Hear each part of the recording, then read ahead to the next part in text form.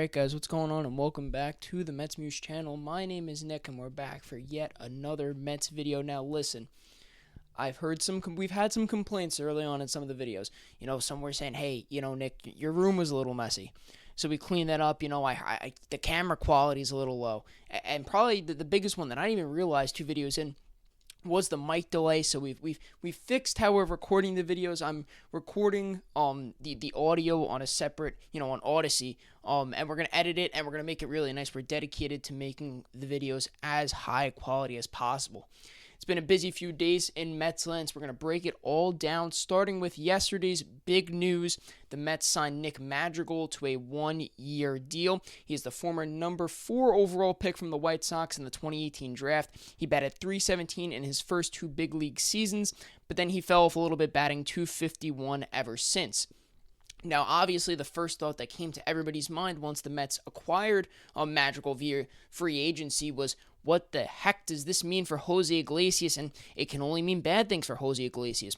One of the reasons why the Mets may have decided to pick up Madrigal is because he does have 1 option remaining to the minors. So, of course, if he doesn't win the battle, to make his way into the infield in some sort of way, he is a versatile defender. But if he can't find the way to make that infield, that could mean that he could start the season in AAA as opposed to Jose Iglesias, who has no options remaining.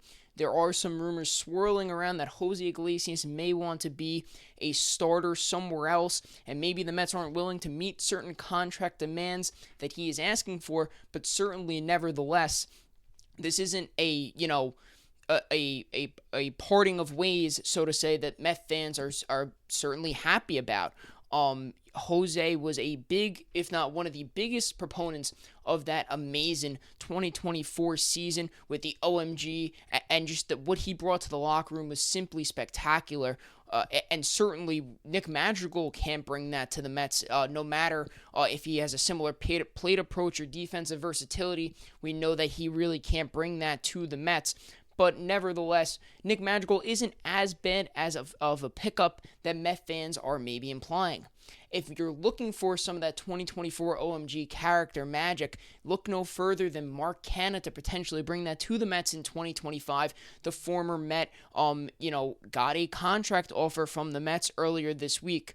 In 229 games with the Mets between 2022 and 2023, the now 36-year-old Canha batted .259 and had 39 doubles, 19 home runs, and 90 runs batted in. Obviously not a starting caliber outfielder, but certainly solid.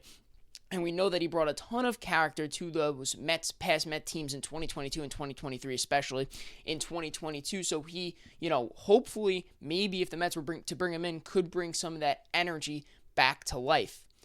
Nick Madrigal and Mark Canha weren't the only 2 names brought up for the Mets this week. The Mets also, per Pat Randazzo, checked in on Yandy Diaz, and obviously Yandy Diaz would fill into that first base spot if he was to become a New York Met, but he would be a little bit different than you would expect. Obviously, the Mets are looking for that cleanup protection, the power behind Juan Soto. What Yandy Diaz would bring you is more of a average, hit machine approach. Yandy Diaz is set to make $10 million in 2025 in the final guaranteed year of his deal, and this isn't the first time the Mets have checked in on him. Yandy Diaz has a career triple slash of .288, .373, and .433, and he won a batting title all the way back now in 2023. This would allow Mark Vientos to stay at third base. However, as mentioned before, wouldn't necessarily fill the Mets' need of a cleanup hitter at this time. Speaking of Pete Alonso, the Mets are back in contact with him after some of the talks going on over the weekend where it seemed like for sure that maybe their relationship was permanently stained. Pete Alonso kind of came running right back, and Steve Cohen is back in conversation with him. It is reported via multiple reports that Pete Alonso absolutely, undoubtedly wants to return to the Mets, and so we might be on pace for a reunion with Alonso right now. So those are the latest Mets updates. Of course, check out Mets Muse on Twitter and on Instagram. Mets Muse on Twitter, NY Mets Muse on Instagram. Follow us over here on YouTube as we continue to upload and improve the quality of our videos. But with that being said, I'll catch you guys in the next one. And as always, LFGM.